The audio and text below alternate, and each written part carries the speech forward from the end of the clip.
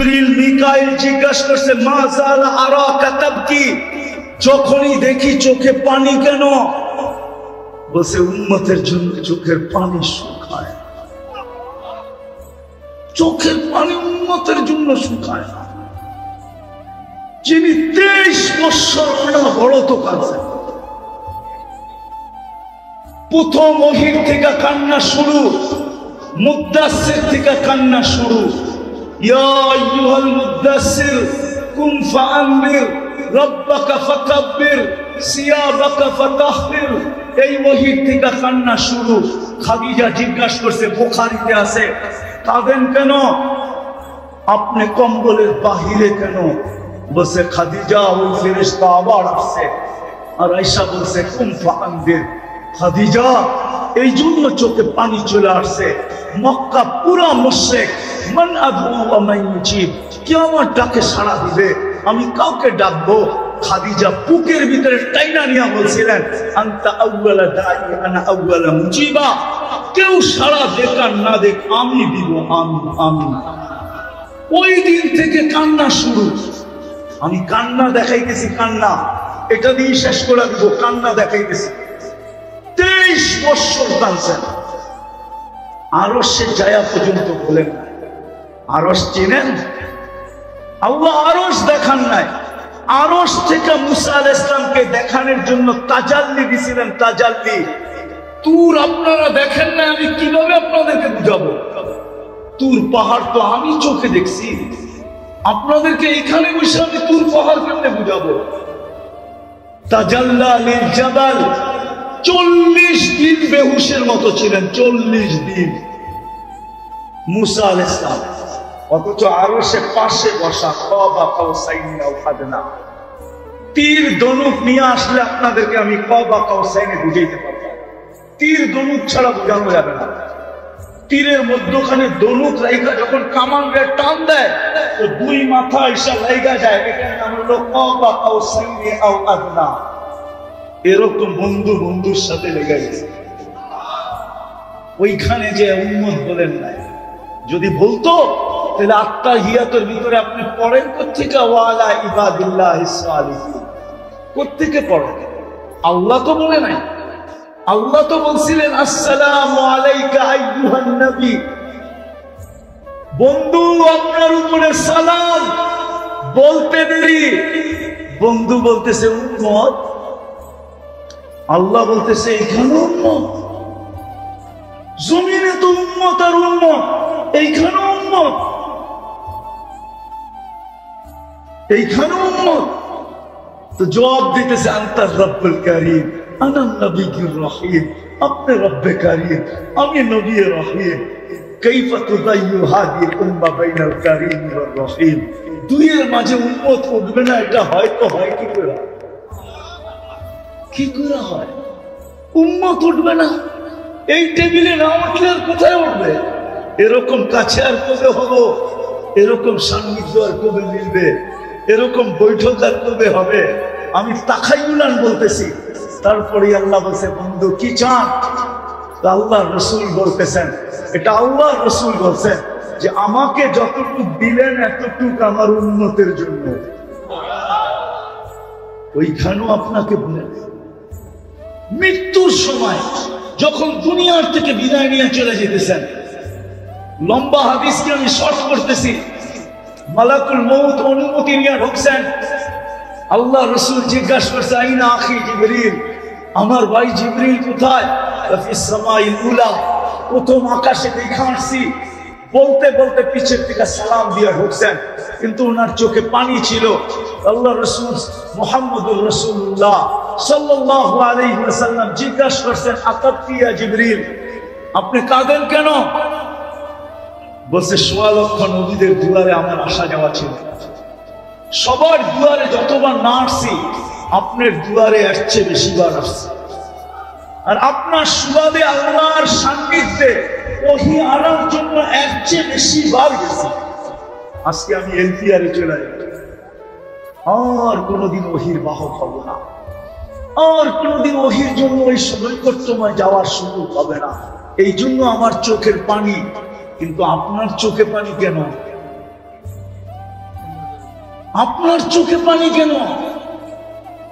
তো রাসূলুল্লাহ সাল্লাল্লাহু আলাইহি ওয়াসাল্লাম, রাসূলুল্লাহ সাল্লাল্লাহু আলাইহি ওয়াসাল্লাম বলতেছে, জিবরিল, জিবরিল, এখনো এক প্রশ্ন বাকি, এই জন্য চোখে পানি। মনে হয় না আমার সারাস্তির যুবকরা বুঝবে কি বুঝবে না। বলছে এখনো এক প্রশ্নের উত্তর বাকি, আমার পরে উম্মত কে দেখা রাখবে? আমার নিবাদি উম্মতি, আমার পরে আমার উম্মতকে কে দেখা রাখবে? এই জন্য আমার চোখে পানি। আফসোস যদি আমার জাতি বসত, আফসোস যদি উম্মত বসত, আফসোস যদি যুবকরা বসত, আফসোস যদি নারীরা বসত। তো জিবরিল দৌড়ায় গেছে, দৌড়ায় আসছে, জবাব নিয়ে আসছে। আল্লাহ জবাব দিছে, লা আতরুকু উম্মাতাকা ওয়াহদা ওয়ালা ফারদা, আপনার উম্মতকে আমি দেখা রাখবো। বন্ধু, আপনি উঠা চলে আসেন। আজও কবরে চোখে পানি, সারাস্তির মানুষ। আমার তো মন চায় আমি ডেলি মদিনা ছুটা যাই, কিন্তু হয়তো আমাকে করতে দিবে না, ওই পর্যন্ত পৌঁছতে দিবে না। আমার মন চায় আমি রওজায় কান লাগায়া শুনি, কেননা হায়াতুল নবী, আমাদের নবীজি কবরে এখনো জীবিত। হায়াতুল নবী এখনো কবরে জীবিত।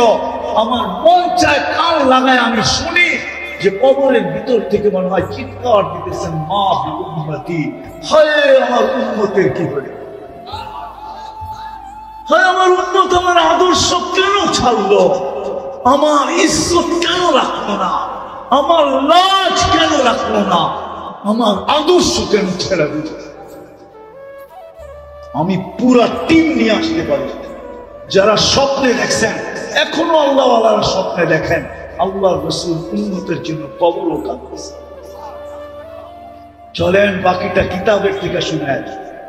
আবুল আইস সামারকান্দি রহমতুল্লাহ আলাইহি লেখছেন, জানি না আপনাদের দিলে কাঁদবে কি কাঁদবে না। আবুল আইস সামারকান্দি রহমতুল্লাহ আলাইহি লেখছেন, আল্লাহর রাসূল যখন কবর থেকে উঠবে, সর্বপ্রথম আল্লাহর রাসূলকে উঠাবে, মুহাম্মদুর রাসূলুল্লাহ সাল্লাল্লাহু আলাইহি ওয়াসাল্লামকে উঠানো হবে, আর কাউকে উঠানো হবে না। জিবরিল পর মারবে, উনি উঠবে। তো আবুল আইস সামারকান্দি লেখছেন, উঠবে, ওয়া ইয়াবকি ওয়া ইয়াকুল, চোখে পানি নিয়ে উঠবে, কাঁদতে কাঁদতে উঠবে, আর বলতে থাকবে, জিবরিল, ময়দানের যেদিকে তাকাই ওদিকেই তো ফাঁকা দেখি, ডাইনে তাকাই তো ফাঁকা, বামে তাকাই তো ফাঁকা, সামনে তাকাই তো ফাঁকা, পিছে তাকাই তো ফাঁকা, আমার উম্মত কোথায়? ইসলামের রং নাই, না যুবকের কাছে ইসলামের রং আছে, না যুবতীর কাছে ইসলামের রং আছে, না শিক্ষিতের কাছে ইসলামের রং আছে, না অশিক্ষিতের কাছে ইসলামের রং আছে, না গ্রাম্যদের কাছে ইসলামের রং আছে, না শহরবাসীর কাছে ইসলামের রং আছে। কারো কাছে ইসলামের রং নাই। আল্লাহ চেতবে না তো চেতবে না কেন? আল্লাহ বলে, মুসলমান তোমাকে আমি কুদরত দিয়া বানাইলাম, তুমি আমার ইজ্জত রাখলে না, তুমি আমার লাজ রাখলে না, আমি সবর করবো তো করবো কতদিন? আজকে যেন আল্লাহ আমাদের বিরুদ্ধে চলে গেছে। দ্বিতীয়, আল্লাহ নির্বাচিত করা বাছাই করা উম্মতে মুহাম্মদী বানাইছেন। ও সারাস্তির মানুষ, যে উম্মত হওয়ার জন্য নবীরা চোখের পানি পর্যন্ত ঝরাইছেন। আমি তুর পাহাড় দেখছি বিদায় আমার ভিতরে অনুভূতিটা বেশি। আমি কিতাব দেখা বলতেছি না, তুর পাহাড় দেখা বলতেছি। আমি তুর পাহাড় যখন দেখতে গেছি তখন আমার ভিতরে অনুভূতি আসছে। বাদায়া নেহায়ের ভিতরে লেখা আছে, মুসা এরকম কোন কিতাব নাই, এরকম কোন আসমানি কিতাব নাই, এরকম কোন নবী নাই, এরকম কোন রসুল নাই, এরকম কোন উম্মত নাই যাদের মুখে মুখে আমাদের আলোচনা না ছিল, আমাদের নবীর আলোচনা না ছিল, আমাদের আলোচনা না ছিল, কোরআনের আলোচনা না ছিল, সাহাবাদের আলোচনা না ছিল। কোরআন এই দিকে ইঙ্গিত দেয়, মাসালুহুম ফিত তাওরাতি ওয়া মাসালুহুম ফিল ইনজিল। তোমাদের আলোচনা আসমানি সমস্ত কিতাবের ভিতরে আমি ভরা দিছি, সমস্ত নবী রাসূলদের মুখে মুখে লাগায়া দিছি, সমস্ত উম্মতের ভিতরে ছড়ায়া দিছি। এই জন্য মুসা আলাইহিস সালাম এক পর্বে আসছে, এই উম্মতের প্রতিদিন শুনতে শুনতে শুনতে শুনতে একদিন মুসা আলাইহিস সালাম ফাতারাদাত তাওরাত, তাওরাতকে সরাইয়া দিয়েছেন আর বলছে আল্লাহ এই কিতাব লাগবে না, যেই কিতাব আল্লাহ নিজের কুদরতি হাতে লেখা দিয়েছেন। ফাতারাদাত তাওরাত, তাওরাতকে সরাইয়া দিয়া বলছে আল্লাহ লাগবে না, আমাকে উম্মতে মুহাম্মদী বানায়া দেন। আর কতই উম্মতের ফজিলত শুনবো। আল্লাহ বলতেছে মুসা সাবাক্তা মিনহুম, অনেক আগে চলে আসছো, উম্মত হওয়ার কোনো স্কোপ নাই।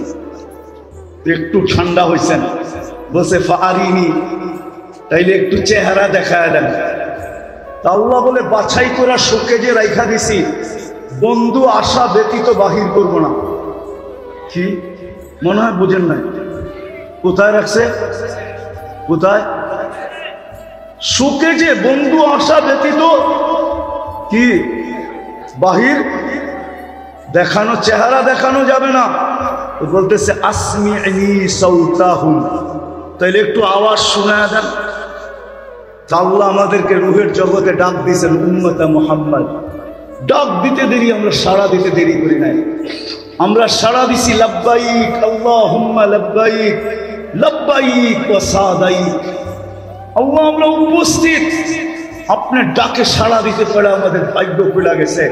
আল্লাহ জিজ্ঞাসা করছে মুসা আলাইহিস সালাম কেমন শুনলা আওয়াজ? মা সামিতু আহসানা মিনহু, এত সুন্দর আওয়াজ জীবনে শুনি। এত সুন্দরভাবে জবাব দেওয়া যায় এটা কখনো ধারণাও ছিল। চলেন আরেকটা শুনে। নবী নবী দানিয়েল আলাইহিস সালাম, উনি বড় চালাক ছিলেন, চালাক। উনি উম্মত হওয়ার দোয়া করেন নাই। উনি জানেন উম্মত হওয়ার দোয়া করলে কবুল হবে না, তো উনি দোয়া করছেন আল্লাহ আমি উম্মত হইতে চাই না, মৃত্যুর পরে যেন আমাকে সুরক্ষিত রাখা হয়। উম্মতে মুহাম্মদী যখন আসবে তো এদের হাতের মাধ্যমে কাফন পড়াইয়া আমাকে যেন দাফন করা হয়। আল্লাহ ওনার দোয়া কবুল করছেন। তো রাসূলুল্লাহ সাল্লাল্লাহু আলাইহি ওয়াসাল্লাম একদিন মজলিসে বলতেছিলেন সাতুফতা তুস্তার, ইরাকের ঐতিহাসিক নাম হলো তুস্তার। একদিন ইরাক স্বাধীন হবে। সাতাজিদুনা ফিহি দানিয়াল, তোমরা দানিয়াল আলাইহিস সালামকে পাবে, যিনি তোমাদের হাতের কাফন আর দাফনের জন্য অপেক্ষা করতেছেন। তো যেদিন ইরাক স্বাধীন হয়, আবু মুসা আশআরী রাদিয়াল্লাহু তাআলা আনহু বলতেছিলেন এই হাদিস আমার মাথার ভিতরে বাড়ি মারতেছিল, খটকাইতেছিল, খটখট করতেছিল। আমি তালাশে নেমে গেছি যে দানিয়াল আলাইহিস সালামকে কোথায় পাবো। তো আমি রাজপ্রাসাদের ভিতরে ঢুকলাম, তো দেখলাম এক খুনখুনে বৃদ্ধ বসা, তার মাথার উপরে একটা তাবুত রাখা। তো আমি বৃদ্ধকে জিজ্ঞাসা করলাম লিমানি তাবুত, এই কফিন কার? তো খুনখুনে বৃদ্ধ বলল যে লি দানিয়াল আলাইহিস সালাম, এই কফিনের ভিতরে দানিয়াল আলাইহিস সালামকে রাখা আছে। আর দানিয়াল আলাইহিস সালামের উপাধি ছিল হিব্বুল্লাহ। কি? এখন তো আবার পিছে যেতে হবে আমাকে। আমাদের নবীজিকে আল্লাহ এক এক নবীর এক একটা গুণ দিয়েছেন। 20 নবীর কয়টা? 20টা গুণ দিয়েছেন। যখন আমাদের নবীজি দুনিয়াতে আসেন, মাত্র মার পেটের থেকে চাদরে রাখছেন। চাদরে রাখতে দেরি, ডাইন দিক হয়ে সেজদা করতে দেরি করেন নাই, লম্বা সেজদা। তারপরে সেজদার থেকে উঠা তাহিয়াতের শুরুতে বসছেন, আর শাহাদাত আঙ্গুলি উপরের দিকে উঠাইতে দেরি। আম্মা জান বলেন সমস্ত জগৎ আলোকিত হইতে দেরি হয় নাই, আর রুম আর পারস্যের সমস্ত উপস্থাপনা আমার সামনে উদ্ভাসিত হইতে দেরি হয়। আমি আশ্চর্য হয়ে দেখতেছিলাম। একটু পরে স্বাভাবিকভাবে শুয়ে পড়ছেন, দৌড়ে যে কোলে নিছেন। কোলে নিতে দেরি, আকাশের ছাদ ফাটতে দেরি হয় নাই। আকাশের ছাদ ফাটতে দেরি, ঘরের ভিতরে কুয়াশা ঢুকতে দেরি করে নাই। এক সময় পুরা ঘর কুয়াশায় আচ্ছন্ন হয়ে গেছে। উপর থেকে একটা আওয়াজ আসছে, গাইয়িবু হাযা তিফ, কয়েক মিনিটের বাচ্চা, যেই বাচ্চাকে গায়েব করো। তুফু মাশারিকাল আরদি ওয়া মাগারিবাহা, সমস্ত জগৎ ঘুরে নিয়ে আসো। হাত্তা ইয়ালামাল খালকা বিইসমিহি ওয়া নাতিহি ওয়া সূরাতিহি, সমগ্র সৃষ্টি যেন আমার বন্ধুকে চেহারায় চিনে, নামে চিনে, গুণে চিনে। পর মুহূর্তে যেন কেউ না বলতে পারে যে আমি আপনার বন্ধুকে চিনি না, এই কথা যেন বলার সাহস কাউকে না হয়। আম্মা জান বলে আওয়াজ আসতে দেরি, আমার কোলের থেকে গায়েব করতে দেরি করে নাই। একটু পরে আওয়াজ আসছে, আরিদু আলাইহি কুল্লি রুহানি, সমস্ত রুহানি জগতের জিনিস এই বাচ্চার সিনার ভিতরে ভরো। মিনাল জিন্নি, জিনদের, ইনসি, মানুষের, ওয়াল মালাইকা, ফেরেশতাদের, ওয়াল ওয়াহশি, সমগ্র প্রাণীর যত ভালো গুণ আছে, ও তৈরি, এমনকি পাখির ভালো গুণটা পর্যন্ত ঢুকাও।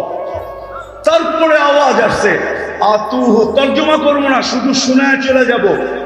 আতুহু খুলুকা আদম, মারিফাতা শীশ, সুজাআতা নূহ, খুল্লাতা ইব্রাহিম, লিসানা ইসমাঈল, রিদা ইসহাক, ফাসাহাতা সালেহ, হিকমাতা লূত, বুশরা ইয়াকুব, জামালা ইউসুফ, সবরা আইয়ুব, তাআতা ইউনুস, জিহাদা ইউশা, সৌতা দাউদ, হুব্বা দানিয়াল, ওয়াকারা ইলিয়াস, জুহুদা ঈসা, কুওয়াতা মূসা, হাইবাতা সুলাইমান, ওয়া ইলমাল খিজির।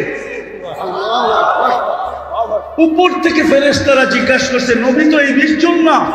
আওয়াজ আসছে, অজমিদুহু ফি জামি আখলাকিন নবিয়্যিন, সমস্ত নবীদের আখলাকের ভিতরে এই বাচ্চাকে ডুবায়া দাও, ডুবায়া। তো দানিয়াল আলাইহিস সালাম ছিল হিজবুল্লাহ,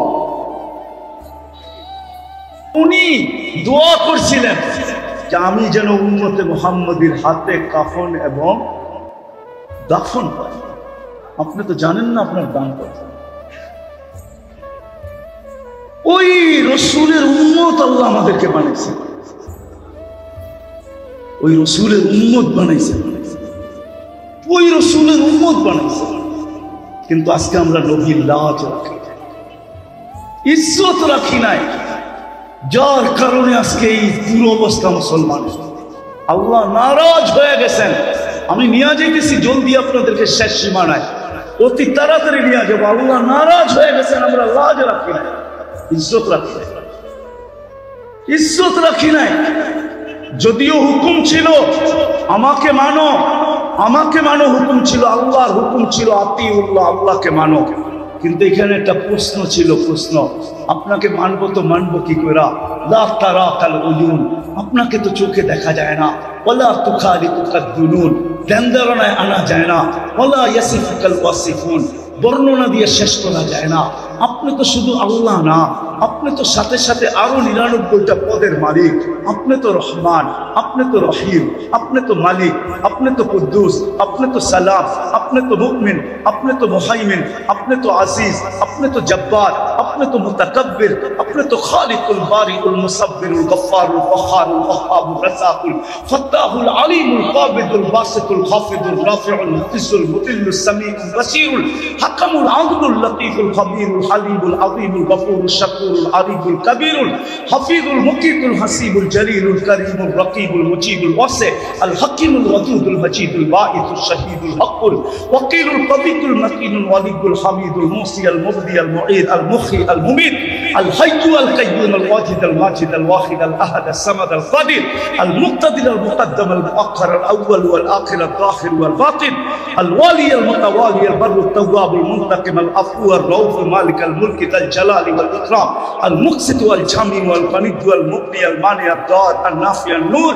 আল হাদি আল বদি ওয়াল বাকি আল ওয়ারিস ওয়াল রশিদ আল সাবুর জাল্লে জালালু। আপনি তো 99 পদের মালিক, আপনাকে মানবো তো মানবো কি করে মানবো?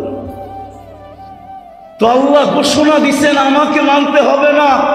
কিন্তু মান আতা আর রাসূল ফাকাদ আতা আল্লাহ, যে আমাকে আমার বন্ধুকে মানবে সে যেন আমাকে মানলো, আমাকে মানতে হবে না, আমার বন্ধুকে মাইনা দেখা। আজকে আল্লাহ নারাজ এই জন্য নারাজ যে উম্মত তো বলি বটে, কিন্তু নবীর আদর্শ থেকে বহু দূরে। আজকে নবীর আদর্শ ছেড়ে দিছে, ওই রসুলের আদর্শ। চলেন 3-4টা দেখায় শেষ করি।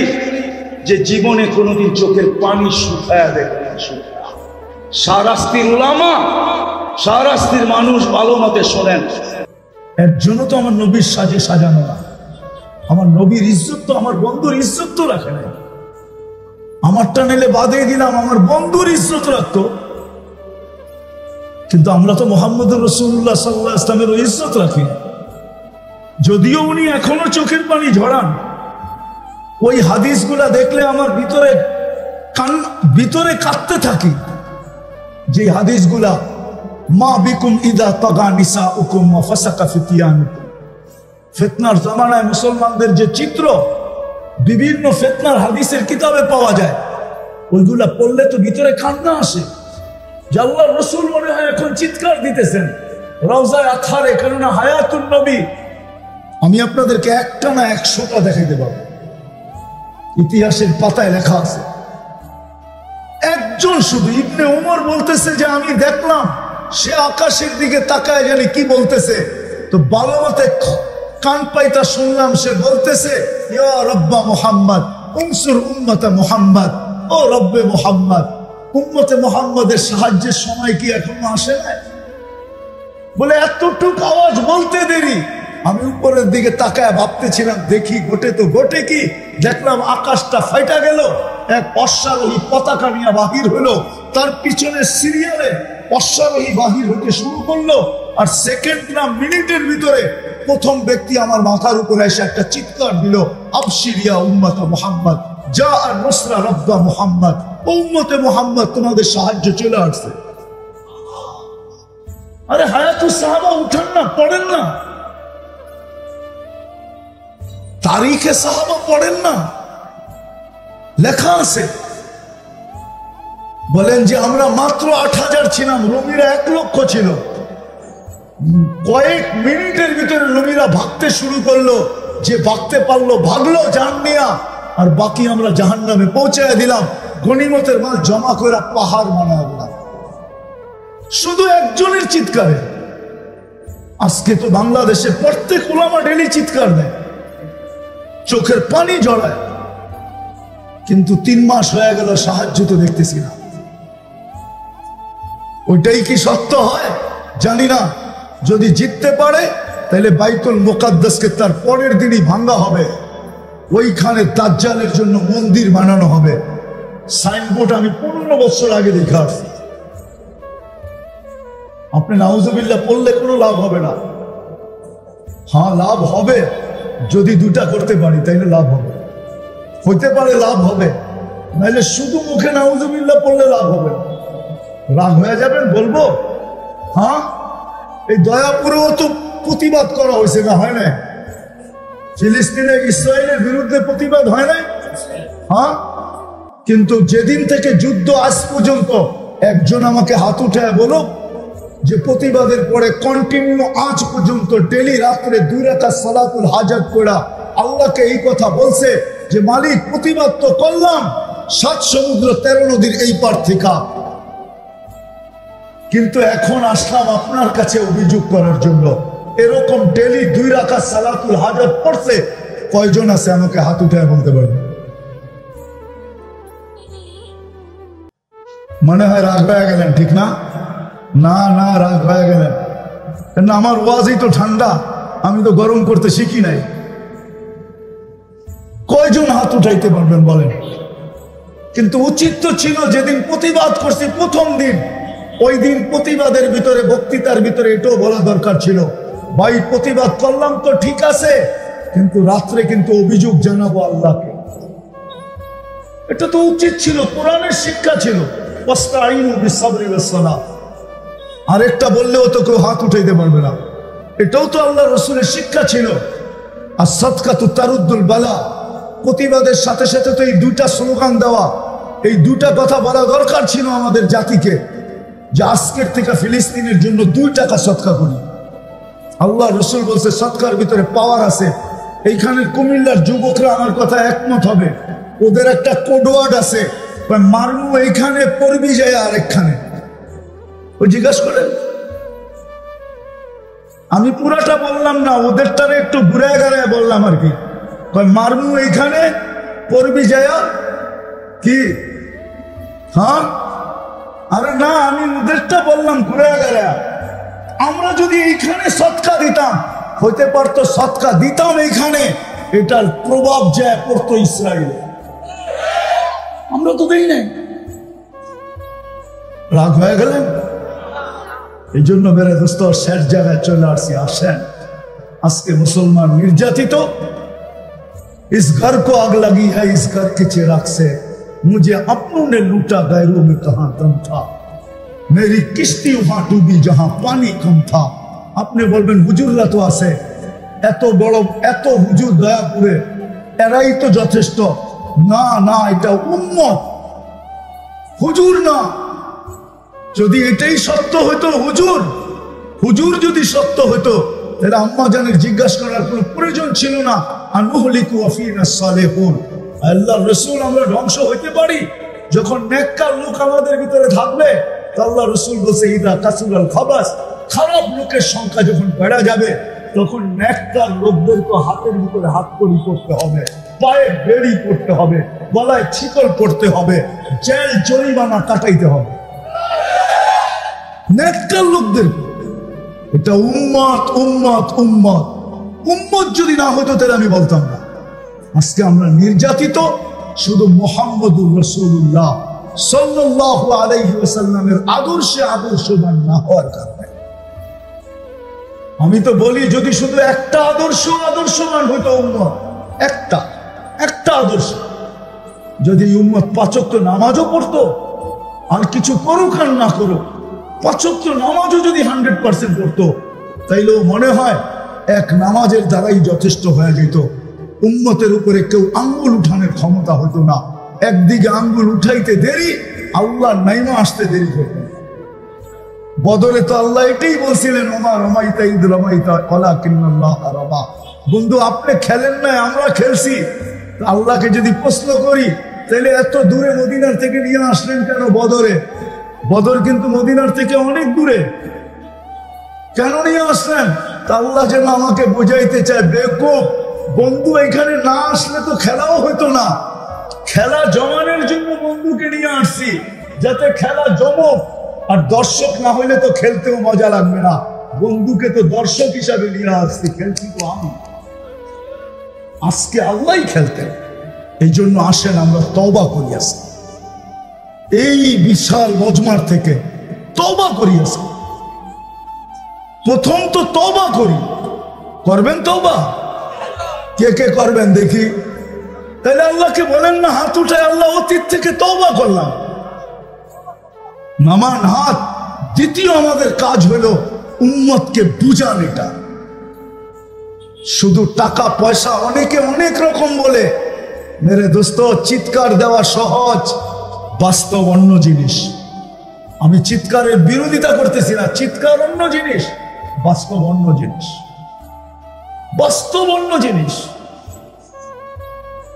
আমি বিরুদ্ধে বলতেছি না, আমি পক্ষে, ফিলিস্তিনের পক্ষে।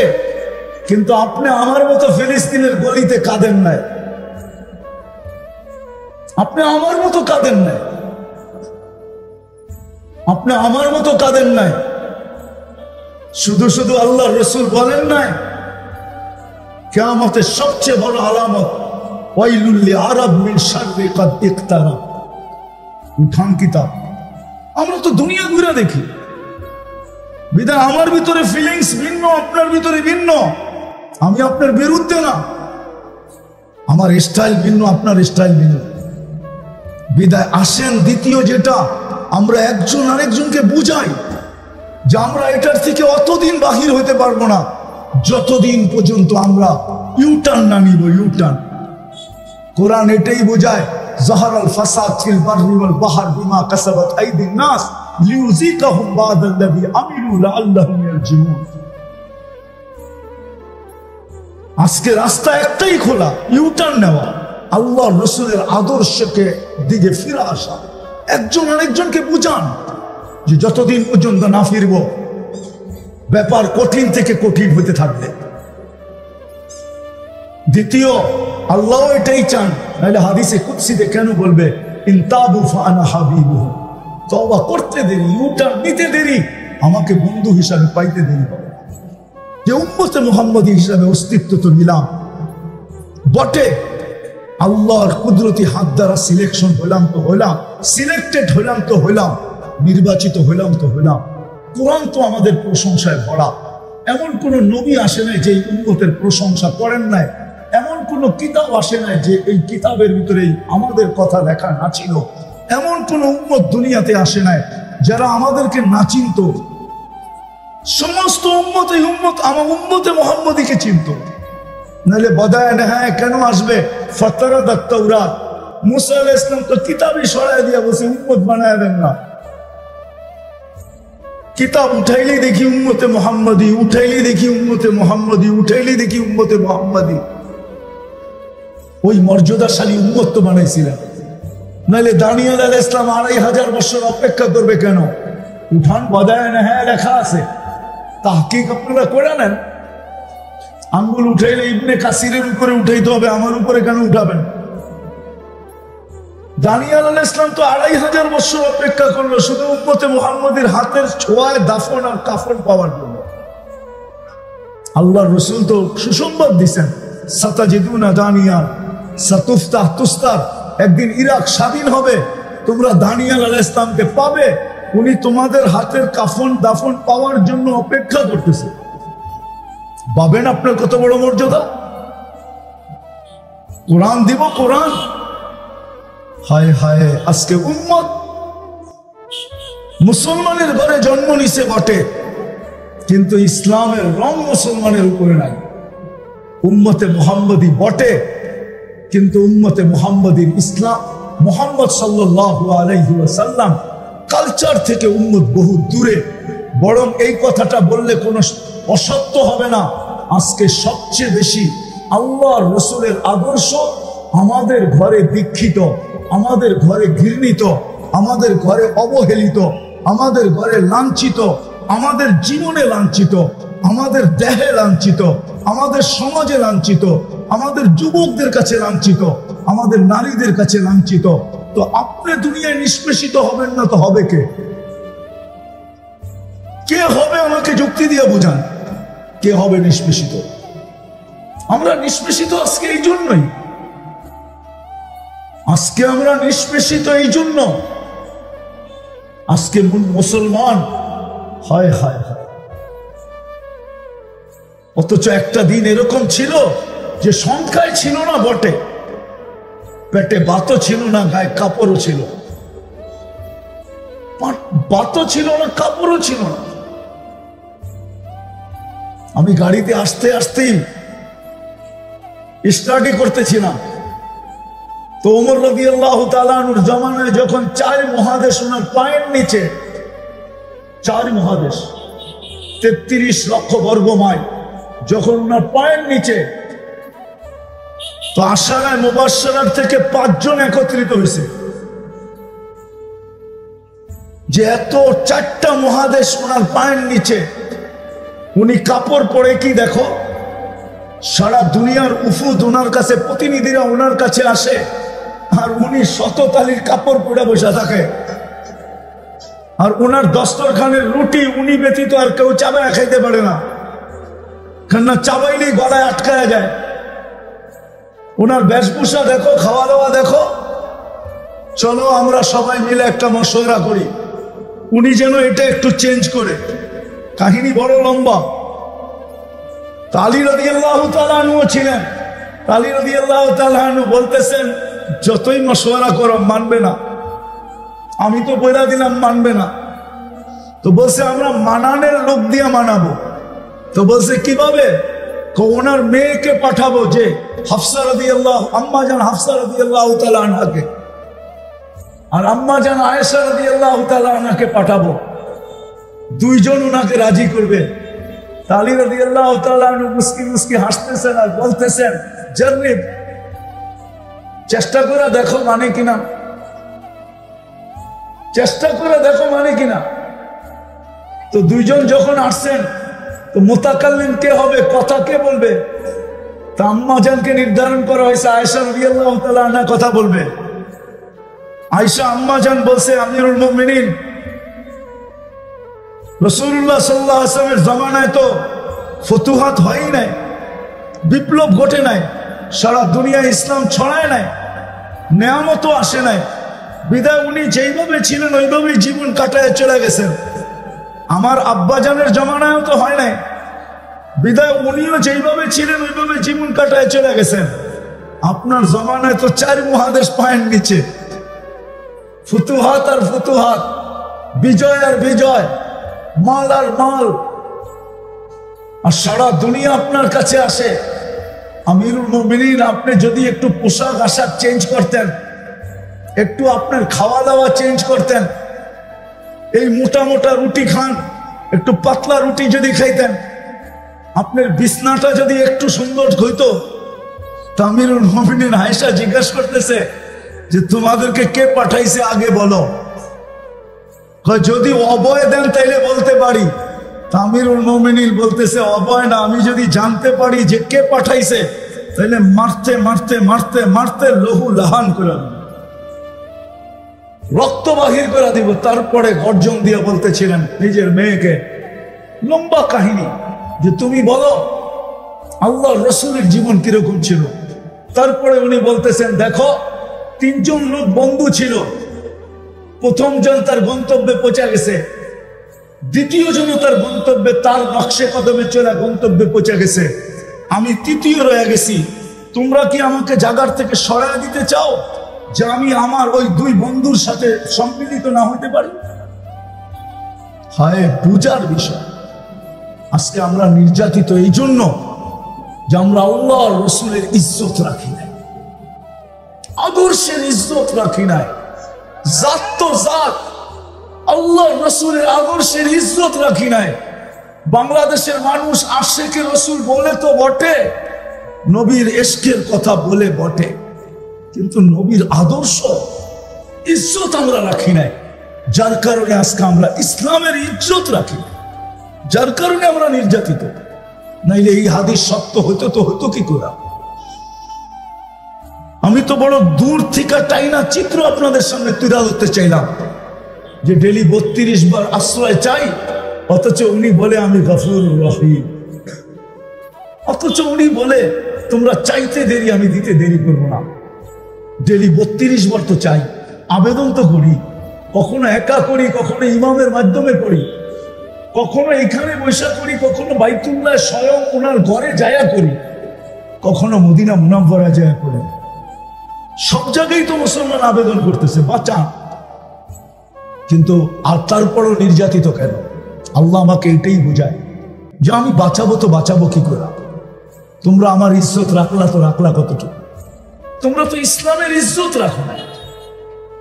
সত্য এটাই। এই জন্য আমাদের কাছে তো ইসলামের মহত্ব নাই, গুরুত্ব নাই। আজকে মুসলমানের কাছে ইসলাম দীক্ষিত। যদি দীক্ষিত না হইতো তাহলে মুসলমান সমাজ বিজাতির রঙে রঙে কি পুরা। তারপরও আপনি সাহায্য চান, আল্লাহ বলে আমি সাহায্য করব তো করবো কি করে? যে মা বি উম্মতি, আমার উম্মতের কি হইলো? এরা এরকম কেন হয়ে গেল? এরা ভুলে গেল আমি এদের জন্য চোখের পানি কোনোদিন বন্ধ করি নাই। তাহকিক আপনারা করে নিয়েন। জিবরিল আর মিকাইল জিজ্ঞাসা করছে মা জালা আরাকা তাবকি, যখনই আপনাকে দেখি কাঁদেন কেন? বসে উম্মতের জন্য চোখের পানি থামে। মৃত্যু লগ্নে চলে যাবেন এখন আল্লাহর সান্নিধ্যে, তখনও চোখ বায়া পানি পড়তেছিল। জিবরিল আলাইহিস সালাম জিজ্ঞাসা করছে আতাবকি ওয়ান্তা ইলা রাফিকিল আলা, এখনো কাঁদেন? আপনি আল্লাহর সান্নিধ্যে চলে যাবেন এখনই। আল্লাহু ইয়ান্তাযিরুক, আল্লাহ আপনার অপেক্ষায় অপেক্ষমান। উর্দু জগতে খুশি চলতেছে, হাবিব ইয়াসিরুল হাবিব, বন্ধু আজকে বন্ধুর কাছে চিরদিনের জন্য চলে আসবে। আপনি কাঁদেন কেন? তো বলছে ফামাল লিবাদি লি উম্মতি, আমার পরে আমার উম্মতকে কে দেখারা? ওই রসুলের আদর্শ। আমরা নির্যাতিত হব না তো হব কে বলেন? আবুল সামরকান্দি রহমতুল্লাহ আলাইহি লেখছেন যে আল্লাহর রসুল কবর থেকে যখন উঠবেন তখনও চোখে পানি থাকবে, ওয়াহুয়া ইয়াবকি, একদিকে চোখে কান্না থাকবে, মুখে বলতে থাকবে আইনা উম্মতি আইনা উম্মতি ইয়া জিবরিল, জিবরিল আমার উম্মত কোথায়? যেদিকে তাকাই ওদিকে তো খালি দেখা যায়, ধুধু মাঠ, আমার উম্মত কোথায়? তো জিবরিল বলবে মা শাক্কাল আরদা আহাদুন ইল্লা আনতা, আপনি ব্যতীত জমিনের উপরে কাউকে উঠানো হয় না, আমি তো জানি না আমাদের ভিতরে দিল আছে না পাথর আছে। এখন পর্যন্ত কাউকে উঠানো হয় না। আপনি অস্থির হয়েন না, আপনি চিন্তিত হয়েন না, উম্মত ওঠে নাই। আমার সমাজের মানুষ তো পাওয়া যায় যে ইউনিয়ন পরিষদের একটা চেয়ারের জন্য নিজের তাজা রক্ত ঢাইলা দিতে দ্বিধা করে না, স্ত্রীকে বিধবা করতে দ্বিধা করে না, বাচ্চাদেরকে এতিম করতে দ্বিধা করে না, মা বাবার বুক খালি করতে দ্বিধা করে না। আমাদের নবীজিকে তো কিয়ামতের দিন মাকামে মাহমুদ দিবেন। চীনের মাকামে মাহমুদ কি জিনিস? শুধু তো এটাই পড়ি, ফাতাহাজ্জাত বিহি নাফিলাতাল্লাক আসা আইয়াব আসাকা রাব্বুকা মাকামান মাহমুদা। কোনদিন তো মাকামে মাহমুদে ডুব দিয়া দেখি না যে মাকামে মাহমুদ জিনিসটা কি, এটা কোন চেয়ার। কিন্তু আল্লাহ রসুলকে তো নিয়ে যাওয়া হবে, উনি তো এখানে বসবেন না, উনি তো হাত রেখে দাঁড়ায় থাকবেন। আল্লাহ বলবে বন্ধু বসেন। আল্লাহ জানেন, বলবে যে 3 জায়গায় ছুটাছুটি করবে ও বসে, তো বসে কি করে? আর আপনি কি করতে চাইতেছেন? আমাকে বসায় দিয়ে উম্মতকে পার করায় দিবেন? আমি বসবো না, কি করবেন? 3 জায়গায় ছুটবো, হাউজে কাউসারে যাব, ওয়াদা দিয়ে আসছি উম্মতকে, মাওয়াইদুকুমুল হাউজ, তোমাদের সাথে হাউজে সাক্ষাৎ হবে। আমি নিজের হাতে উম্মতকে পানি পান করাবো হাউজে কাউসার, যেটা পান করার পরে আর কোনোদিন পিপাসা আসবে না। আল্লাহ রসুল পান করায় দিবে আর বলবে ইশরাব লা তাজমান বাদাহা আবাদা, পান কর, কোনোদিন আর পিপাসা তোর কাছে আসবে। আমি ওইখানে পানি পান করাবো, তারপরে মিজানের কাছে ছুটবো। পাল্লা যদি সামনে না ঝোঁকে তো আপনার প্রতিশ্রুতিগুলো কাজে লাগাবো। আপনি আমাকে বলছেন সাল তোতা শাফি তুষাফা, আপনি আমাকে বলছেন লা ইউখজিকা ফি উম্মতিক, আপনি কোরআনে বলছেন সাউফা ইউতিকা রাব্বুকা ফাতারদা। সবগুলোকে আমি মিজানের ওইখানে আমি প্রয়োগ করব। পাল্লা সামনে না ঝুঁকলে হাত উঠায় এখানে ছুটব, তারপর আমি পৌঁছাতে যাব। যদি উম্মত পার না হইতে পারে তো দুরুদের গাঠি মাথায় দিয়ে পার করায়। আমি 3 জায়গায় ছুটবো আর চিৎকার দিতে থাকবো উম্মতি উম্মতি উম্মতি। আজকে আমাদের নির্যাতিত হওয়ার কারণ শুধু আর শুধু বিজাতির ইশক, বিজাতির আদর্শের ইশক বা বিজাতির আদর্শের সাজা, এটাই আমাদের নির্যাতিত হওয়ার সবচেয়ে বড় কারণ। নইলে রব্বে কাবার কসম, একদিন ছিল একজন হাত উঠাইতে দেরি, আকাশ থেকে ফেরেশতা নামতে দেরি করে। আমার কথা কিন্তু খুব ধ্যান দিয়া শুনতে হবে, আওয়াজ সুর তো হবে না, আর আমি গরমও করতে পারবো না, ঠান্ডা ঠান্ডা হবে তো। এই জন্য ধ্যান দিয়া শুনলে আশা করি বুঝে আসতে পারে। আর দিনই কথা শোনার নিয়মই এটা, ফাস্তামিউ, যত বেশি দিলের কান দিয়া শুনবে, আনসিতু, যত বেশি চুপচাপ শুনবে তত বেশি ভিতরে কাঁদবে। আমি নিয়ে যাইতেছি ওইদিকে, যা বুঝাইতে চাইতেছি। তো যত বেশি দিলের কানে শুনবো, আওয়াজহীন চুপচাপ, নড়াচড়া কম করতে পারলে সবচেয়ে ভালো হয়, যেন নড়াচড়াও না হয়। তাইলে দিনই কথা দিলে গাথে, আর না হলে দিনই কথা দিলে গাঁথবে না। একদিন দেখা যাবে শোনার মাত্রা অনেক হবে, জানার মাত্রা অনেক হবে, শিখার মাত্রা অনেক হবে, কিন্তু আমলের মাত্রা দিন দিন কমতে থাকবে। আজকে আমার সমাজের এটাই সবচেয়ে বড় অবক্ষয়, যে জানে অনেক, সবাই বলে আমি জানি, শুনে অনেক, জানে অনেক, শিক্ষায় দীক্ষায় কেউ কম না, কিন্তু মানার দিক দিয়ে দেখলে দেখা যায় যে বড় কম। মানার দিক দিয়ে বিলকুল কতটুকু কম বলবো এটা বুঝতে পারতেছি না, মানার দিক দিয়ে অনেক কম। এই জন্য আমি আশা রাখবো যে সবাই দিলের কানে চুপচাপ শুনবে। হ্যাঁ, যখন আওয়াজের প্রয়োজন হবে, আওয়াজের প্রয়োজন যাদের কথায় হয়, ওইখানে তোমরা আওয়াজ করবে, আমার কোনো আপত্তি নেই। কিন্তু আমার কথায় কোনো আওয়াজ হবে না, বিলকুল চুপচাপ। তো আমি যেটা বুঝাইতেছিলাম যে মুসলমানের ঘরে আমাদের অস্তিত্ব, আরেকটা শব্দ যোগ করা যায় যে আমরা উম্মতে মুহাম্মদী হিসাবে অস্তিত্ব নিলাম। দুনিয়া আখেরাতে পুরস্কারের অভাব নাই আমাদের জন্য। কোরআন তাকাইলে দেখা যায় এই উম্মতের জন্যই কোরআন, পুরাটা যেনই এই উম্মতের প্রশংসায় ভরা, অঙ্গীকারে ভরা, ওয়াদায় ভরা।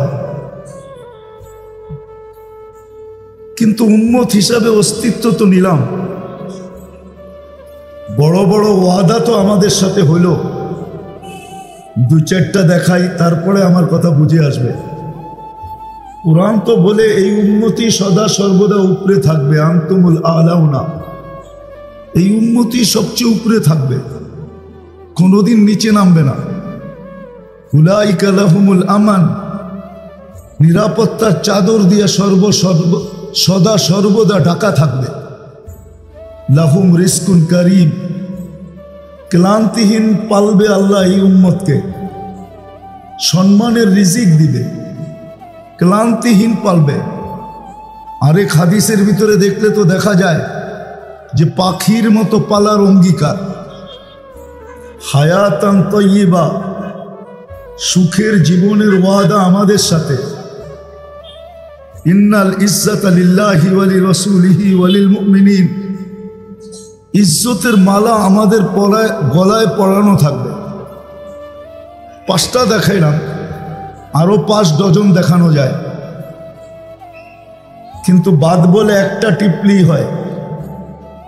জ্ঞানী লোকরে ইশারা করলেই বলে যথেষ্ট হয়। আর যদি জ্ঞানী না হয় তো মিনারা দেখাইলেও নাকি চিনে না। যখন এত কিছু আমাদের জন্য, কিন্তু আজকে যদি তাকাই সারা দুনিয়ার দিকে, তাহলে দেখা যাবে মুসলমানের থিকা নিকৃষ্ট কোনো জাতি মনে হয় দুনিয়াতে বর্তমানে নাই। সারা দুনিয়ার চোখে সবচেয়ে নিকৃষ্ট মুসলমান। আমি প্রমাণ দিতেছি, সবচেয়ে বেশি নির্যাতিত মুসলমান। আচ্ছা, নিকৃষ্ট না মানবেন, নির্যাতিত মানবেন না? এটা মানবেন না? না, হুজুররা মানতে মনে হয় রাজি না। সবচেয়ে বেশি নির্যাতিত মুসলমান। কারণ কি? কেন নির্যাতিত? কেন নিষ্পেষিত? কেন অবহেলিত? কেন ঘৃণিত? কেন দীক্ষিত? কেন নিকৃষ্ট? নিকৃষ্ট যদি না হইতো তাহলে ডেলি 200-250 মানুষ কে হত্যা করা হইতেছে ফিলিস্তিনে। 3 মাসের কাছাকাছি হইতে চলল। আজ পর্যন্ত তো কোনো প্রাণীবাদীরা, যারা প্রাণী নিয়ে কাজ করে, প্রাণীবাদীরা, যেমন বাংলাদেশে এক সময় নিয়ম ছিল, আমি ঢাকা শহরের নিয়ম বলতেছি, কুমিল্লা শহরের নিয়ম আমি জানি না। আমি ছোটবেলায় ঢাকা শহরে দেখতাম রাত্রের বেলা সিটি কর্পোরেশনের লোক আসতো, কুকুরগুলাকে ধরতো আর ইঞ্জেকশন দিত আর ট্রাকে উঠায় নিয়ে যেত। কিন্তু এখন প্রত্যেক দিন যাবেন, যত রাত্রেই যাই, যেই গলিতেই ঢুকি, মানুষ না থাকলেও কুকুরের সম্মিলন থাকে। 2-4, 20টা 30টা কুকুর পাওয়া যায়। কেননা প্রাণীবাদীরা ওনা কোর্টের মাধ্যমে এটা করাইছেন যে না, কুকুরকে আর এইভাবে ইঞ্জেকশন দিয়ে মারা যাবে না। তো ডেলি 300 লোক 200 লোক মারা যায়। কিন্তু আজ পর্যন্ত প্রাণীবাদীরা ছোট একটা প্রতিবাদ পর্যন্ত কোনো পত্রিকায়, কোনো মিডিয়ায়, কোনো হোয়াটসঅ্যাপে, কোনো ফেসবুকে কোথাও ওরা দেয় নাই। আপনারা জানেন দিছে? প্রাণীবাদীদের পক্ষ থেকে যে এতগুলা মানুষকে কেন রাতের অন্ধকারে মারা হয়, নিরীহ মানুষগুলাকে, ছোট ছোট বাচ্চাগুলাকে, মহিলাদেরকে, ওরা কোনো প্রতিবাদ করে নাই। কেননা ওরা এটাতে একমত যে মুসলমান মারা যাইতেছে এটা প্রাণীর কাতারে পড়ে না। কিন্তু আমার বিশ্বাস এতগুলা কুকুরও যদি মারা যেত, একত্রিত করে কোথাও রাতের অন্ধকারে কেউ বোম মাইরা মারত, তাহলে আমার বিশ্বাস প্রাণীবাদীরা চিৎকার দিতে দিতে দিতে দিতে মিডিয়াকে আন্দার করে ফেলত। কিন্তু ওরা আজকে কোনো চিৎকার দেয় না। এটা দিয়ে আমি বুঝাইতে চাইতেছিলাম যে ওদের চোখে কিন্তু মুসলমান বড় নিকৃষ্ট। বাকি আমি এটা উদ্রু করলাম, কেননা নিকৃষ্ট আমরা মানতে চাই না। মুসলমানের চোখে না, কোরআনের চোখে না, হাদিসের চোখে না, আল্লাহর চোখে না, বর্তমান দুনিয়ার চোখে আমি বুঝাইতে চাইতেছি। সবকিছু বাদেই দিলাম, শুধু এটাকেই নিলাম যে আমরা আজকে নির্যাতিত কেন। অথচ কোরআন তো বলে আমরা সবার উপরে থাকব, কিন্তু দুনিয়াতে আমরা সবার নিচে কেন? উম্মতে মুহাম্মদী হওয়া সত্ত্বেও বাবার বিষয় কিন্তু চিন্তা করার বিষয়, আমরা নির্যাতিত কেন? আবার ওদের হাতে নির্যাতিত, ধ্যান দিয়া শুনতে হবে। কিন্তু আমরা কিন্তু ডেলি 32 বার আল্লাহর কাছে বলি যে আল্লাহ ইহুদি নাসারার হাত থেকে আমাদেরকে বাঁচান, গায়রিল মাগদুবি আলাইহিম ওয়ালাদ-দাল্লিন। এটা কিন্তু প্রত্যেক রাকাতে আমরা বলি যে আমাদেরকে ইহুদি নাসারার হাত থেকে বাঁচান। আদর্শ থেকে বাঁচানো মানে ওদের হাত থেকেও বাঁচানো। কিন্তু আজকে শত শত বৎসর আমরা এই দুই জাতির হাতে নির্যাতিত কেন? কি ফিলিস্তিনিরা কার হাতে নির্যাতিত? কত বৎসর ধরে? আজকে 75 বৎসর ধরে নির্যাতিত। ওইখানেও তো ডেলি পড়ে না, প্রত্যেক রাকাতে এটা পড়ে না। আপনারা পড়েন? কি বুঝা পড়ি? আমি তো আল্লাহর কাছে ডেলি পানা চাইতেছি, আশ্রয় চাইতেছি, আবেদন করতেছি। সূরা ফাতিহা তো দরখাস্ত, আবেদন তো করতেছি আমাদেরকে এদের হাত থেকে বাঁচান। কিন্তু আমরা এদের হাতে নিষ্পেষিত কেন? কারণটা কি? যতক্ষণ পর্যন্ত রোগের কারণ না ধরা যায় ততক্ষণ পর্যন্ত রোগ নির্মূল করা যায় না। আজকে আমাদের ভাবা উচিত কারণটা কেন, কারণ কি? সংখ্যায় তো মুসলমান কম না, আজকে দুনিয়াতে 200 কোটি মুসলমান। অর্থের দিক দিয়ে যদি দেখি তাহলে সারা দুনিয়ার 70% সম্পদ মুসলমানের কাছে। সারা দুনিয়ায় যত সম্পদ আছে এটার 70%, 70% আল্লাহ মুসলমানের কাছে রাখছেন। দুনিয়ার সবচেয়ে বড় টাকা আল্লাহ মুসলমানকে দিয়েছেন। মুসলমানের চেয়ে বড় কোনো টাকা দুনিয়াতে কারো কাছে নাই। কুয়েতের টাকা দুনিয়ার সবচেয়ে বড় টাকা। 1 টাকা দিলে এখনো $5 পাওয়া যায়, $5। জিজ্ঞাসা করেন যারা কুয়েতে থাকে, আপনাদের এলাকায় তো প্রবাসী লোক অনেক বেশি, কুমিল্লা নোয়াখালী অঞ্চলে, এদেরকে জিজ্ঞাসা করেন 1 দিনারে কয় ডলার পাওয়া যায়। সংখ্যায়ও আমরা বেশি, সম্পদেও আমরা বেশি। দুনিয়ার সবচেয়ে বড় টাকা আমাদের কাছে। দুনিয়ার সবচেয়ে বেশি প্রসাধনী ব্যবহার করে মুসলমান। মুসলমানের চেয়ে প্রসাধনী কেউ বেশি ব্যবহার করে না। দয়াপুরের এক একটা বাড়ি যায় দেখেন, এক একটা শোরুমকে হার মানায় দিবে, এত প্রসাধনীর জিনিস। প্রসাধনী বোঝেন তো? ফার্নিচার, কাপড় চোপড়, হ্যাঁ, সোনা গয়না, ঠিক না? মেকআপ শেকআপের জিনিস এক একটা বাড়ি যায় দেখেন আমাদের দেশে, প্রত্যেক অঞ্চলে, শুধু দয়াপুর না, বড় বড় শোরুমকে হার মানায় ফেলবে। বড় শোরুমেও এত দামি দামি জিনিস নাই, কিন্তু সবচেয়ে বেশি প্রসাধনী ব্যবহার করে মুসলমান, সবচেয়ে বেশি কাপড় ব্যবহার করে মুসলমান, সবচেয়ে বেশি ব্র্যান্ড ব্যবহার করে মুসলমান। দুনিয়ায় যত ব্র্যান্ড তৈরি হয়েছে শুধু চলমান মুসলমানের কারণে। মুসলমান যদি না কিনতো ব্র্যান্ডের, তো দুনিয়ার কোনো ব্র্যান্ড টিকা থাকার মতো ছিল না। আপনি আমাকে বুঝাইতে হবে না তো, কারণ আমি তো দুনিয়া চষা বেড়াই, আমার কামই হলো দুনিয়া ঘুরা। আমি বড় কাছের থেকে দেখি। বাংলাদেশে পাওয়া যাবে যার জুতার দাম 20 লাখ টাকা। নেটে সার্চ দেন, এখনই চলে আসবে। বাংলাদেশে এরকম লোক পাওয়া যাবে যার জুতার দাম 20 লাখ টাকা। পায়ে দেয় না মাথায় দেয়? হ্যাঁ, 20 লাখ কোথায় দেয়? এটা তো মাথায় রাখা দরকার ছিল, ঠিক না? বাংলাদেশে পাবেন আপনি এক একটা টি শার্টের দাম 1 থেকে 1.5 লক্ষ টাকা, আরো বেশি পাবেন। কিন্তু দুনিয়ার সবচেয়ে বড় ধনী যে বিল গেটস, নেটে সার্চ দিয়া দেখেন ওর টি শার্টের দাম কত, ওর প্যান্টের দাম কত। দুনিয়ার সবচেয়ে ব্র্যান্ড ব্যবহার করে মুসলমান। কিছু যুবকের চেহারা দেখতেছি, এই জন্য বলতেছি, এরা নেটে সার্চ দিয়া দেখো, দুনিয়ার সবচেয়ে দামি জিনিস ব্যবহার করে মুসলমান। ওই গাড়ি আমেরিকার প্রেসিডেন্টের কাছেও নাই, যেই গাড়ির পার্টস সোনা দিয়া বানানো, সোনা দিয়া, ওটা মুসলমানের কাছে আছে। ব্রুনাইয়ের প্রেসিডেন্টের গাড়ির পার্টস সোনা দিয়া বানানো।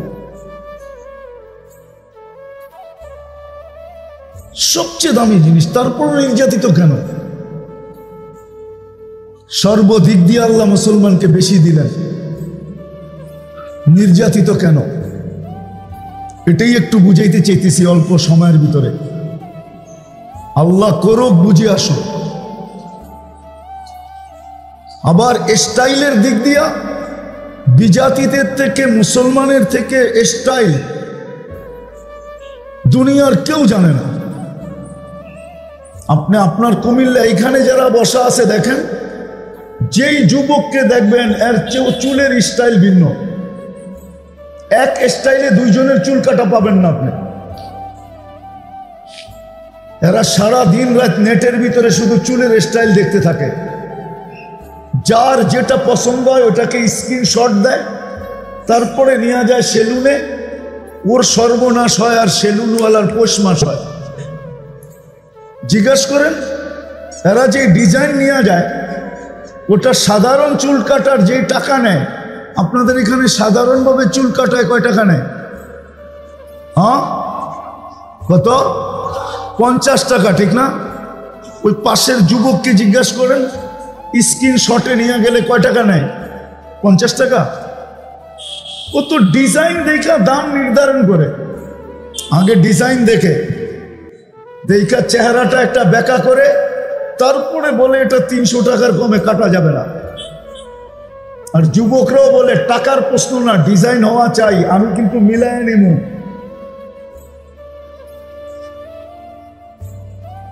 আমি সত্য বলতেছি।